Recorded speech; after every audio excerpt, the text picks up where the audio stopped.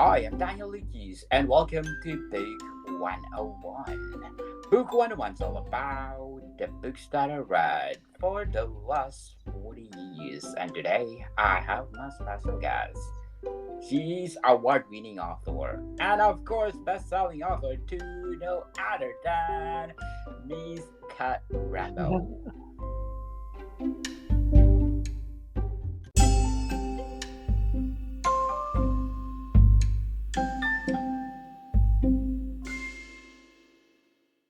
Welcome to Book 101, Miss Kat. Hello, thank you so much. I'm very glad to be here.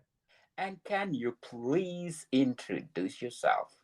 Sure. My name is Kat Rambo, and that is my real name. I have published about 300 pieces of fiction now, most of them short stories. I've won a Nebula Award for my book Carpe Glitter, and recently I've been editing books together with Jennifer Brozek, including our second in our series, The Reinvented Detective. How does it feel that you won one of the prestigious awards in the book industry?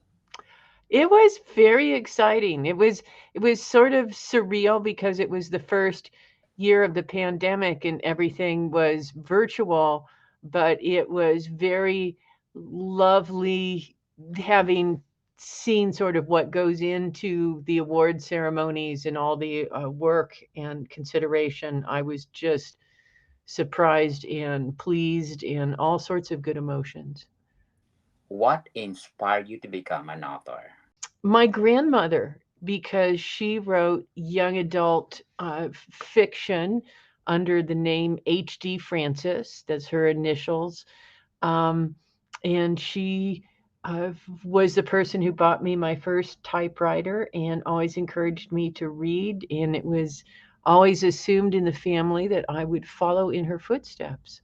Who are your favorite authors that influence you the most? Oh, one of them is Ursula Le Guin, who wrote The Wizard of Earthsea and a bunch of other fabulous stories. Um, Another is R.A. Lafferty, who was an Oklahoma based writer who mainly wrote short stories, just dozens and dozens of these brilliant stories that not enough people have read.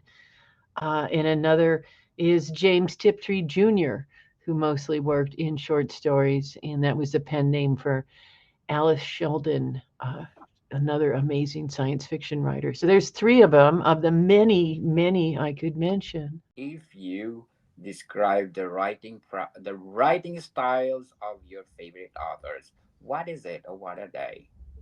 I would say that one characteristic would be humor and a sense of fun. Uh, Another would be a attention to sort of the literary, the fancier aspects of writing, and the third would be heart and emotion. Wow, heart and emotion. I love that. Mhm. Did you get those attributes in your writing? Boy, I try. I know I do get the first in that I have a lot of fun writing, and I know I hit the second uh, fairly often, and I know I hit the third every once in a while at least. I shoot deliberately for emotion because that's what writers do. We try to create emotions in our readers. Certainly. Can you tell us about your writing process? My writing process involves coffee is very important. I get up in the morning and I drink coffee and I try to save the mornings for writing and I don't usually answer email or schedule any errands or calls for that time if I can avoid it. But I just got two kittens, so everything is sort of at loose ends schedule wise. But that's an ideal day. I work hard at writing in the morning, and then in the afternoon, I do calls and do household stuff and editing and try to schedule some time every once in a while to read or watch a movie.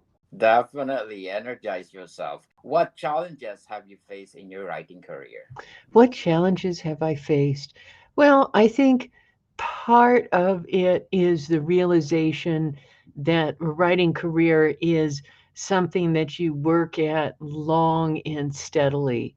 It's not so much a sprint as a marathon, and you have to keep butt in chair and keep writing and persevere. That is, I think, as important as talent.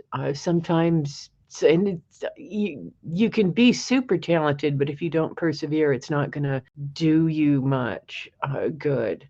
So I think there's been a lot of, um, I don't know, kind of life always gets in the way for the writer.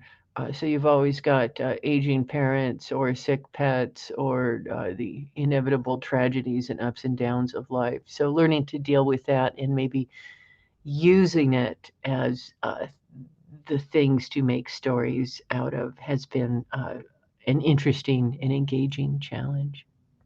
Very well said. Miss Cat, how do you handle writer's block? Well, I two things, and one is that I usually have a lot of different projects. So if I'm blocked on one, I may hop onto another project. But the other is there's a saying that I've heard attributed to Nora Roberts, the romance writer, who said that my father was a truck driver and he never came down in the morning and said, "Boy, I've got truck driver's block. I can't work today." And she said, "So if you're treating writing as your job, then you've always got to be able to do something." And I think sometimes there are moments of great grief or you're sick or whatever, and you do have to be tender with yourself and let yourself rest and recuperate. But a lot of times there's other productive things that you can be working on while you have writer's block. Definitely. How do you approach research for your books? How do I approach research? I love it. I love going to the library. I love diving into the internet. So for me, the big challenge there is not spending the rest of my life researching for the book before I ever write it. So I usually set a time limit. Like if for a novel, I might say, okay, I'm going to take a week or two and I'm going to establish the rough points that I need to know for this book. And that's going to vary from book to book, right? If it's a Yes. historical book, you want to get a lot of details in there. Um, but at some point, you have to emerge from that happy fog of research and start writing. And you can always change stuff in the rewrite, and you can always go back and fix stuff. So you've got to finish at some point. Certainly. So, Miss Cat, can you share a memorable moment from your writing career? I early on wrote a story called Magnificent Pigs, which is about a tattoo artist who tattoos pigs and has a sister who is ill. And it was one of the stories that LeVar Burton chose for his podcast. LeVar Burton of Reading Rainbow and also Lieutenant Geordie LaForge of Star Trek. And he read it, and it is a sad story. And I got to see LeVar Burton be a little weepy at my story, and so that was super cool. Well, interesting. Miss Cat, but before we go on, I want to shout out my ranking tops in the last 30 days according to Apple chart because in Uganda I got number 13 on the Apple chart, Ooh. Egypt at number 16, yay, Nepal at number 21, Slovenia 42, Indonesia 44, Nigeria 51, Morocco at 68, United Arab Emirates at 109, Zambia 133, Canada at 140, Zimbabwe at 156, India 160, and a lot more. Thank you so Well, much for thank supporting you. this. How cool. Yes. Thank you so much for supporting this podcast because this podcast is created to empower writers all over the world like Miss Cat Rambo. Thank you, So, Miss Daniel. So, Miss Cat, which one of your books we gonna talk about today? Oh, we're going to talk about The Reinvented Detective, which is an anthology that I co edited with Jennifer Brozek.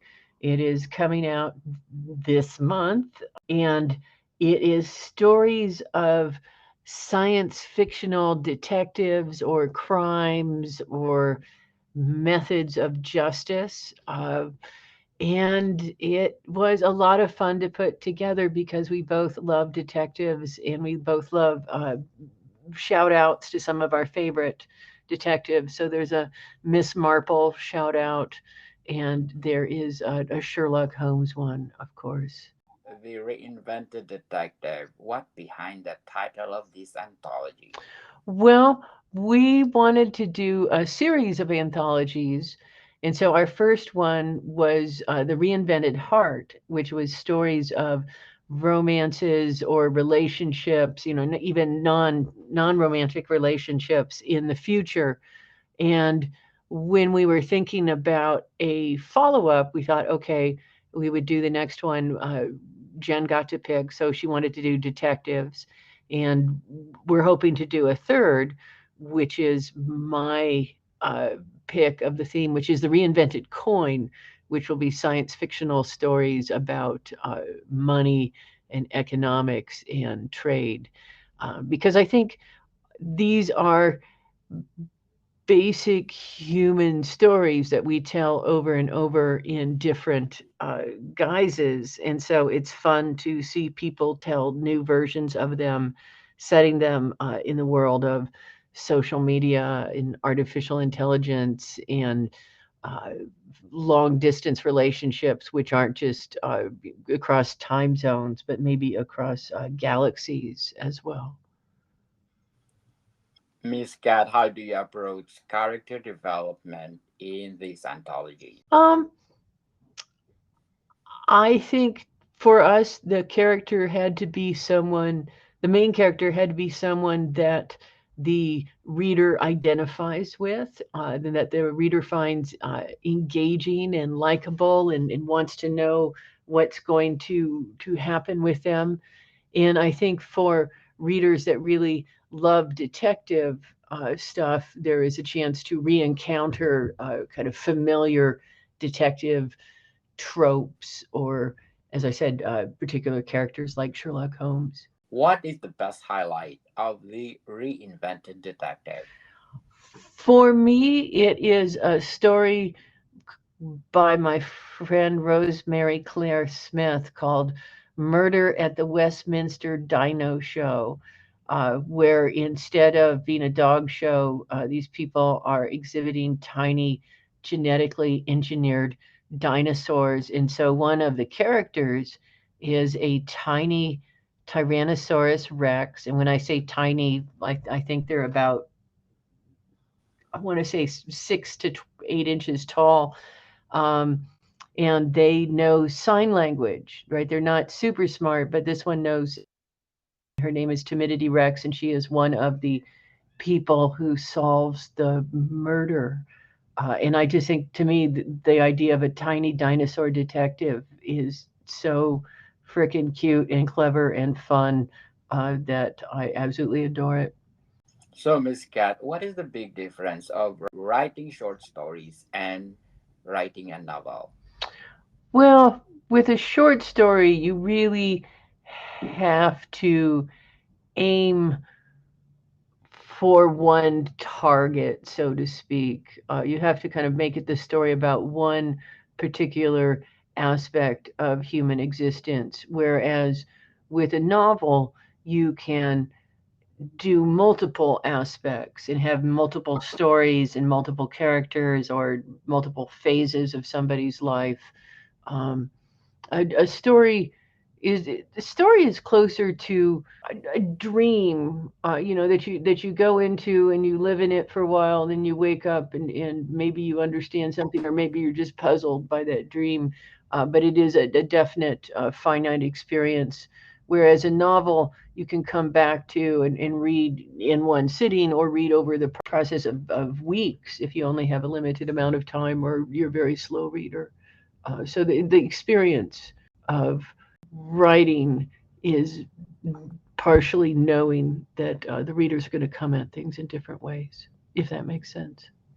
Makes sense. Point of view, which is more easier to write, short stories or novel? Oh, definitely short stories because it's so much faster to finish them. A novel, you write, I'm in the middle of finishing up a novel right now, and I'm just like, oh my God, I'm so ready to be done. Uh, and a short story is just much, much faster.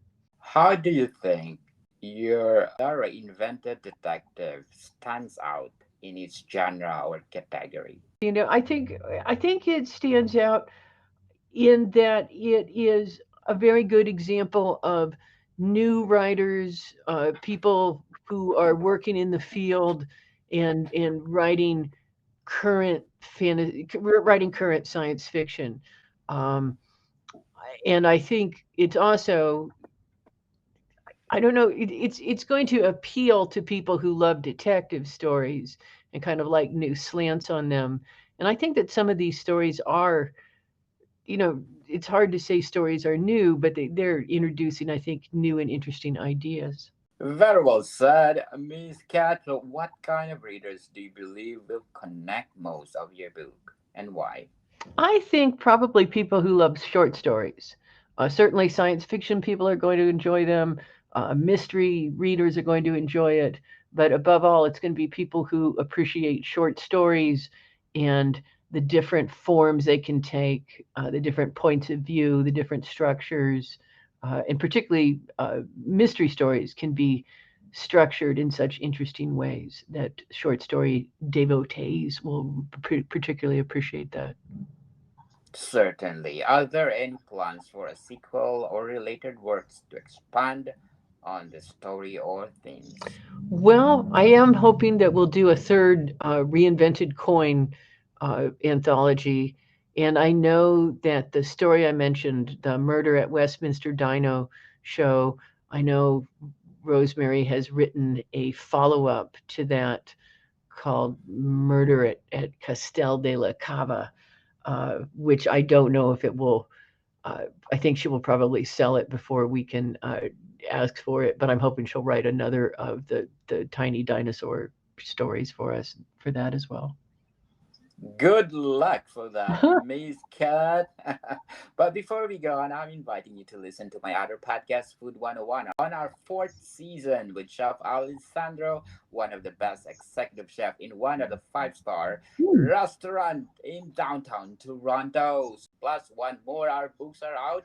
Not only one, but 13 volumes, people. Food 101, Volume 1 Basics, until 13 is only the books that you need how to create a delicious food. Available on Amazon and leading online bookstores worldwide. So, Miss Cat, what advice would you give to aspiring authors who are looking to embark on their own writing journeys?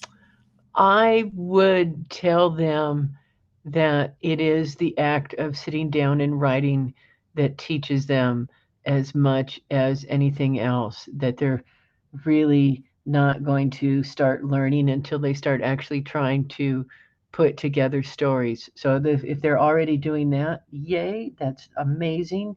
And they should be starting to send stuff out or having other people read their stories and learning to critique other people's stories as well as to listen to other people's critique of their own stories. Yes, people, stop procrastinating. Go, go, go. Write, write, write. If you have the passion of writing, tell to the world, share to the world. And Absolutely. who knows, you are one of the best, the making like Miss Cat Rambo.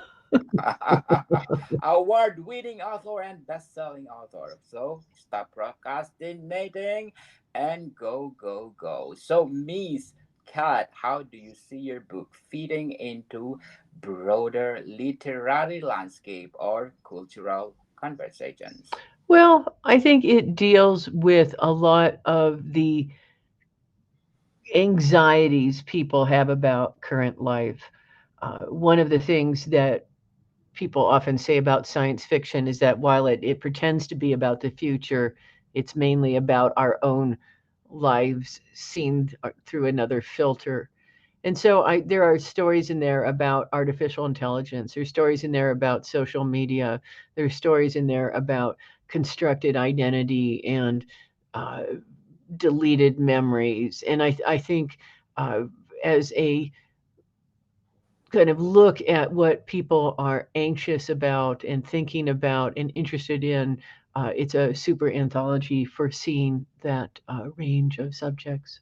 Certainly. Can you share any interesting anecdotes or behind the scenes stories related to the book's creation of the Reinvented Detective? Um, I always look forward to editing a book with Jennifer, but there's always a session at the end that I sort of both enjoy and dread at the same time, which is we get down to the point where we have a handful of stories that we agree on, and then we've got room for like three more stories, and we've each got our own kind of these are the three that I really feel should be in those slots.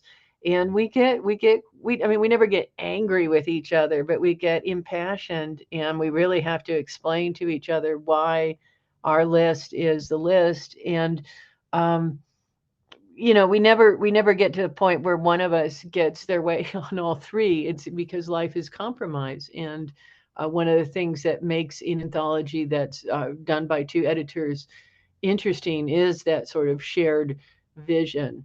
So that's a fun session. It's a challenging session, and it's always a session that I learn a lot from. Uh, so that's part of the experience of the book. Interesting, Miss Cat. So, how do you think the publishing industry is changing nowadays? Wow, I think well, it's interesting because there's two things happening. And one is that you're seeing traditional publishing, the what we used to call the big six, and then it become the big five, and now it's the big four, and then just continues to shrink. I think that publishing industry is getting really sort of torn apart by I don't know, like the raw forces of capitalism or something, or just the modernity. But I mean, it's really kind of not in good shape. But at the same time, I see people publishing in indie stuff and small press stuff, and some of that is some of the most interesting and innovative and forward thinking writing. Some of the stories that kind of have hope for the future are appearing in those independent and small press publications. And so I deeply appreciate that. And I hope that we see more of that and less of the sort of traditional publishing meltdown that seems to be happening sometimes. If you go back and give advice to yourself when you are first starting out as a writer, what would it be? I would say write more and worry less would be what I would tell my younger self, because I think when we're young, we spend a great deal of time worrying about inconsequential things, and it's a distraction. Uh, Thank you, Fitchpot, for being the number two best book podcast on the planet. And of course, thank you so much, and being number one in the art category. And of course, listen notes for my latest score of 26 and belong to 10% popular show globally. So, Miss Cat, the Reinvented Detective, can you please invite our listeners to support your upcoming anthologies? yes, please do buy the Reinvented Detective. And if you want something that I've written, I have a space opera that starts with a book called You Sexy Thing. Um, and I would say support short fiction magazines all in all, because that's how we get new writers and established writers supported. Definitely. Let's support them, people, because if you support them, more books to come. So, Miss Cat, how do you balance your being a writer and your outside of being an author? Well, It's hard. I rely on to-do lists and sort of making myself do things. I would much rather write than do anything else. Um, yeah, the power of the to-do list would be how I manage to get through the day. Definitely. How do you balance showing and telling the short story to convey emotions and thought effectively?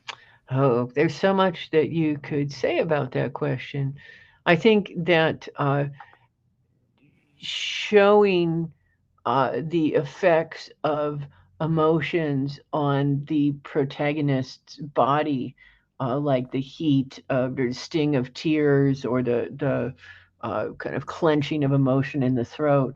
I think those are sensations of the body that will help recreate those emotions and those feelings in the reader. And so that would be one way I would go about that. Very well said, Miss Cat. So, can you incorporate subplots into a short story, or it is better to focus on a single narrative thread? I think it's going to be much easier to focus on a single narrative thread, and a great deal of that is simply the mathematics of it, that you have less space per narrative thread uh, in a short story than you do in a novel. I think if you're going to have multiple narrative threads, there needs to be a reason for that. There needs to be some artistic vision behind that choice. So, what are some strategies for submitting and getting a short stories published? Well, when you finish your short story, and by finish I mean you have edited it and you've read it out loud and you know that it's ready to go, um, compile a list of 3 to 5 publications that you would be happy to see it in, and you send it to the first one on the list. And as soon as it comes back, and it will, because that's just how it works, unfortunately, at first, you send it to the next without worrying about rewriting it, without worrying about, massaging it. You just keep it going, and you keep writing short stories and sending them out, uh, and treat it like a business. Yes, treating like a business. True. Well done, Miss Cat. And lastly, what are the key elements of a compelling short story? Oh, I think there has to be uh, that some sense of emotion. There has to be some sense of caring about the protagonist, about wondering, not just wondering what's going to happen to them, but hoping for some outcome over other outcomes. Welcome, people. See you soon.